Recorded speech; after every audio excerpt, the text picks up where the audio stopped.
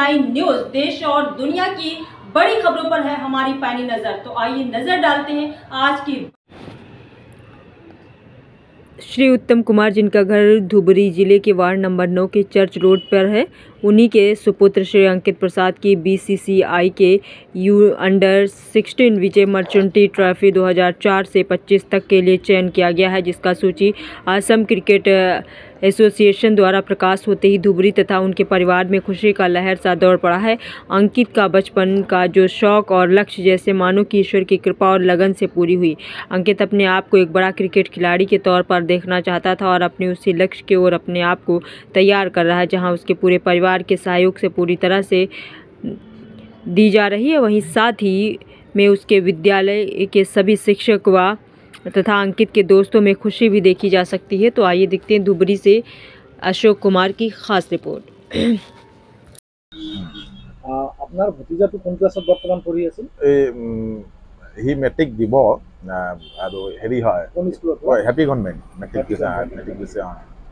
এইটো happy government school Dhubri আৰু মানে ধুবুৰী জিলাৰ কাৰণে এইটো এটা গৌৰৱৰ কথা। গৌৰৱ আগন্তুক দিনত আপুনি তাৰ ভৱিষ্যত আপুনি খেলত কেনেকৈ দেখিছে? মই ক'লো নহয়, এতিয়া আগত যেনেকৈ মই কেতিয়াও ভাবাই নাছিলোঁ তাই সেইটো স্থান পাব বুলি। এতিয়াতো মই ভাবি আছোঁ ইণ্ডিয়ান ক্ৰিকেট লৈকে যাতে যাওক, ইণ্ডিয়ান ক্ৰিকেট টিমলৈকে যাতে যাওক, এইটো মোৰ এতিয়া সপোন হৈছে। আগত মই এইটো সপোন দেখাই নাই কেতিয়াও, বাট এতিয়া ভাবি আছোঁ তাই যাতে ইণ্ডিয়ান ক্ৰিকেট যিটো টিম আছে, টেষ্টে হওক ওৱান ডে হওক, এতিয়া এইটো নহ'লেও এটলিষ্ট IPL লৈকে যাতে যায়, এইটো মোৰ সপোন হয় এতিয়া। ঠিক আছে, ঠিক। আজি যেনেকৈ ধৰি লওক আপোনাৰ ভাই হওক ভাতিজা হওক এই ক্ৰিকেট খেলত এটা সুনাম অৰ্জন কৰিছে ধুবুৰী জিলাৰ বাবে, এই ক্ষেত্ৰত আপুনি কি ক'ব? ভাল লাগিছে, মানে বিশেষকৈ তাই যিমান কষ্ট কৰিছে, মানে কেতিয়াবা আহি সন্মুখত আহি কান্দিছে। মই যেতিয়া তাক মানা কৰিছিলোঁ খেলিব নালাগে, এইটো খেলি ইমান লাভ নাই, ইমান চাইনিং নহ'ব, আল্টিমেটলি ধুবুৰীত ইমান স্ক'প নাই। বাট আজি যেতিয়া যোৱাকালি যেতিয়া পাল, মানে তেতিয়া মানে নিজক অলপ বেয়া বুলিহে লাগছে, কাৰণ মই তাক ইমানেই বাধা দিছোঁ খেলাটো নেখেলি আপোনাক পঢ়া শুনাৰ প্ৰতি লক্ষ্য কৰিবৰ কাৰণে।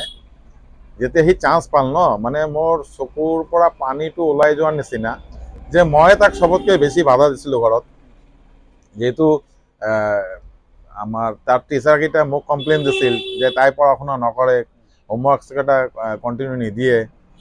তো কমপ্লেইনকেইটা যিহেতু মোৰ ওচৰতে আহে বস্তুকেইটা, মই তাক সদায় তাক মাৰধৰো কৰিছিলোঁ কেতিয়াবা, যে তাক খেলিব নালাগে। ইভেন কৈছিলোঁ তাক তোৰ বেটটো যিটো আছে সেইটো মই ছিঙি দিম, ফাৰি পেলাম, মানে জ্বলাই দিম, জুই লগাই দিম।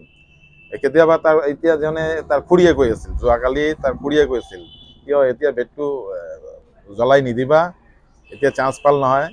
মই ক'লোঁ যে এতিয়া মোৰে ঘৰত চব পৰিল দেখোঁ, যিয়ে নহওক আল্টিমেটলি এইটো প্ৰাউড ফিল হৈছে। আৰু মোৰ বন্ধুহঁত চবেই যেতিয়া এতিয়া কৈ ফুৰিছে ন, যে ভাল লাগিল আমাৰ ঘৰৰ ল'ৰা বা আমাৰ পাড়াৰ ল'ৰা বা আমাৰ ধুবুৰীৰ ল'ৰা, যিমান বন্ধুহঁত আছে লগৰকেইটা আছে, তেতিয়া এটা প্ৰাউড ফিল হয় নিজৰ কাৰণে। তাৰ কাৰণে তাই মোৰ কাৰণে প্ৰাউড ফিল হৈছে, এইটোকে আৰু ভাল লাগে। আৰু ইয়ালৈকে যাবৰ কাৰণে ক'ৰবাৰ পৰা প্ৰশিক্ষণ লৈছিলে?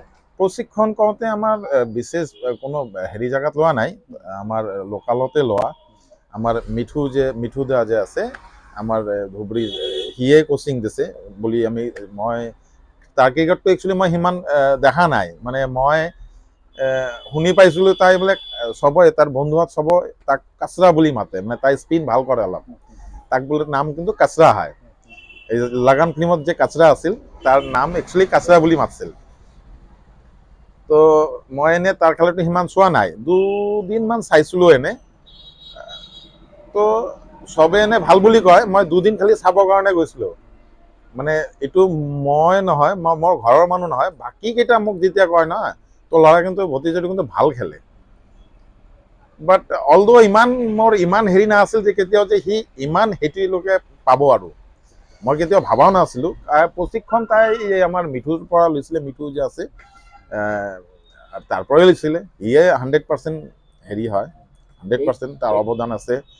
এইটো মই তাক নমস্কাৰ জনাওঁ মোৰ ফালৰ পৰা, এইটো তাৰ কৃতজ্ঞতা দিলোঁ মই।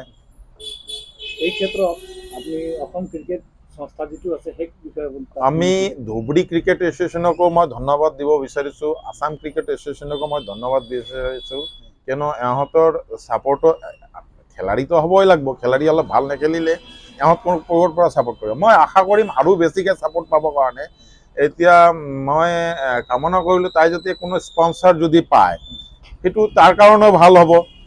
সি যদি আমাৰ ধুবুৰীৰ আৰু যদি ভাল এটা জাগা পায় আৰু যদি ভাল ক্ৰিকেট খেলিব পাৰে, যদি কোনোবা স্পনচাৰশ্বিপো আমি পাওঁ, মানে তাৰ কাৰণে আমি এইটো আপোনালোককো ক'লোঁ, যদি কেতিয়াবা কোনোবা লগ পায় সেইটো সেনেকা, আমি সেইটো আৰু বেছি ভাল হ'ব, তাৰ কাৰণে ভাল হ'ব, আমাৰ ধুবুৰীৰ কাৰণে ভাল হ'ব। ইভেন মই বিচাৰোঁ যে এতিয়া যিহেতু সি এটা জাগাত পাইছে, মই এতিয়া বেছি ডাঙৰ জাগাটোৱে তাৰ কাৰণে ভাবি আছোঁ। এতিয়া বৰ্তমান এই যি ভতিজাজনে আপোনাৰ এইটো চিলেকশ্যন হৈ পাইছে, এই কোন ক্লাছত পঢ়ি আছে? সি পঢ়া শুনাটো এনেই পঢ়া শুনা মই ক'লোঁ নহয়, পঢ়া শুনা তাৰ কাৰণে ইম্পৰ্টেণ্ট নহয়, বুজিছে। পঢ়া শুনাটো মানে সি মই ক'লোঁ নহয়, তাৰ পঢ়া শুনা ইমান ইম্পৰ্টেণ্ট দিয়া নাই কেতিয়াও।